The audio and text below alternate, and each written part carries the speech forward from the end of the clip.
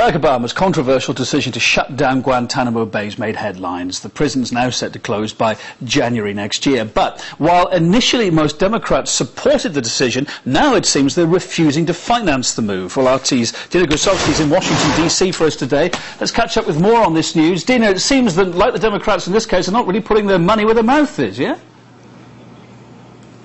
That's right. Even Obama's allies in the Senate are apparently not too keen on providing the funding necessary to actually close down Guantanamo Bay. That is according to a top Democratic official. Apparently, the Justice Department and the Pentagon are not going to get that $80 million they need in order to relocate some 240 detainees. This is because the Obama administration has yet to come up with a concrete plan as to what to do with these detainees. So these questions arise: where will they go? Where will they be placed? And so the Senate then is not ready to provide that funding. Now, of course, Republicans have been opposed to the closing down of Guantanamo Bay in the first place. So we really see here the Obama administration finding itself in quite a bind when it comes to that issue, and that pun, Kevin, was totally intended.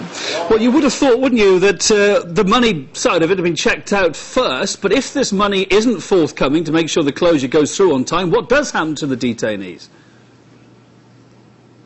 Well, what's more than likely to happen is the Senate Democrats will revisit this issue once they have a more concrete plan in front of them. Now, Republicans are favoring an amendment that was proposed by one of their own that would basically bar any detainee from returning back to the U.S. to even stand trial or serve their sentence. Just last week, a detainee was released and sent back to France. But the other side of the argument is if the United States is not going to accept these detainees, it's just going to be that much harder to convince other countries to accept them. And then, of course, the game of politics comes in, because what these members of Congress are really concerned about is which congressional districts these detainees may be released to. And, of course, their constituents are going to be very angry because the United States labels these people as hardened terrorists, and I'm sure I can speak for everyone and say that nobody wants a quote-unquote hardened terrorist in their backyard. So I feel like this may be more a game of politics right now, where these politicians are thinking about re-election and they don't want to anger